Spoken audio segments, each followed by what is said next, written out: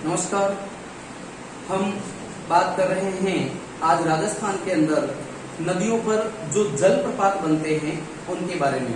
तो राजस्थान की कौन कौन सी नदियां जलप्रपात बनाती है या राजस्थान के कौन कौन से जिलों के अंदर जलप्रपात अवस्थित है, तो उसके बारे में हम लोग बातचीत करने वाले हैं। ठीक है, तो सबसे पहले हम यहाँ पर एक सारणी बना लेते हैं। यह नाम हो जाएगा जल प्रपात का, जलप्रपात का नाम हो जाएगा, और यहां पर नाम हो जाएगा नदी का, और यहां पर नाम हो जाएगा जिला या स्थान। ठीक है, जिला या स्थान का नाम हो जाएगा। तो सबसे पहले हम बात करते हैं नंबर 1 जलप्रपात के बारे में। तो ध्यान रखिएगा, पहला जलप्रपात चूलिया जलप्रपात। चूलिया जलप्रपात के बारे में हम लोग बात कर रहे हैं। चूलिया जलप्रपात किस नदी पर बना हुआ है? तो नदी का नाम है चंबल नदी पर बना हुआ है। चंबल नदी, चंबल नदी पर बना हुआ है। अब प्रश्न बनता है कि कहाँ बना हुआ है, स्थान कौन सा है, जिला कौन सा है? तो भैंसरोडगढ़, भैंसरोडगढ़ ये पड़ता है चित्तौड़गढ़ में। भैंसरोडगढ़ चित्तौड़गढ़ में बनता है। अब बात करते हैं कि इसकी ऊंचाई कितनी है। ऊंचाई कितनी है? तो याद रखिएगा 18 मीटर इसकी ऊंचाई मानी जाती है। चूलिया जलप्रपात बनता है चंबल नदी पर, और चूलिया जलप्रपात को बनाया गया है राजस्थान के अंदर भैंसरोडगढ़।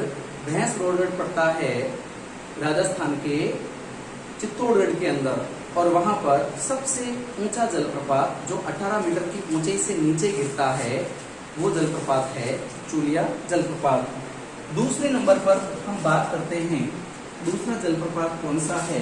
तो ध्यान रखिएगा, नंबर 2 पर हम बात कर रहे हैं मेनाल जलप्रपात। जलप्रपात ये किस नदी पर बना हुआ है?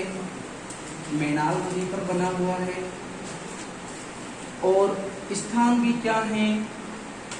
मेनाल, मेनाल भीलवाड़ा, भीलवाड़ा मंडलगढ़ के पास।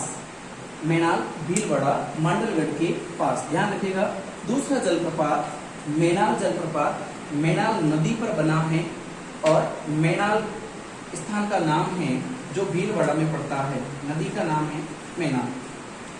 तीसरे जलप्रपात की बात करूं राजस्थान में, तीसरा जलप्रपात भीमतल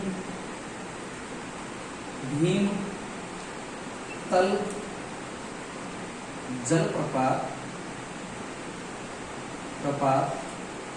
जलप्रपात भीमतल जलप्रपात। नदी का नाम है मांगली। मांगली नदी पर बनता है, ध्यान रखिएगा, मांगली नदी पर बनता है। और ये बना हुआ कहां पर है? याद रखिएगा, बूंदी में बना हुआ है। मांगली नदी पर बूंदी जिले के अंदर बना हुआ है। भीमलत या भीमतल जलप्रपात मांगली नदी पर बूंदी में बना हुआ है। अगले जलप्रपात के बारे में हम लोग बात करते हैं। चौथा जलप्रपात, पहला चूलिया हो गया, दूसरा मेनाल हो गया, तीसरा भीमतल जलप्रपात की बात हो गई। अब हम चौथे जलप्रपात के बारे में बात कर रहे हैं। चौथा जलप्रपात है दिर जलप्रपात। दिर जलप्रपात नदी का नाम रहेगा काकुंद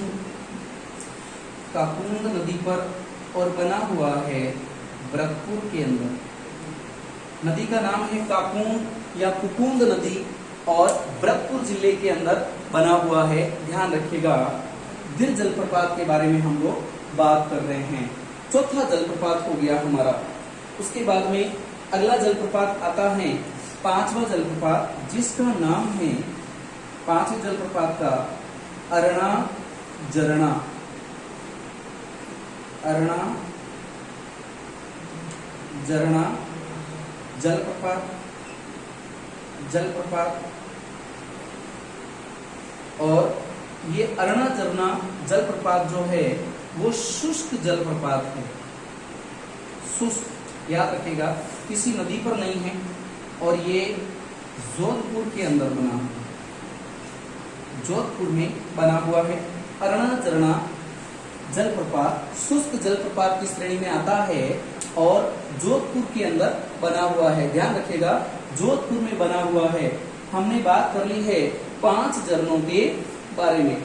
एक जलप्रपात बनता है छठा, जिसका नाम है दमोह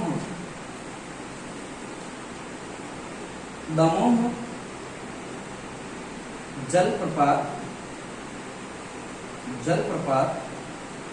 जिसकी नदी के बारे में तो सामान्यतः जानकारी नहीं मिलती, लेकिन उसके बारे में कहा जाता है कि ये धौलपुर में बनता है। धौलपुर में बनता है दमोह जलप्रपात। तो राजस्थान के बारे में इन 6 जलप्रपातों को पढ़ा जाता है अलग अलग तरीके से।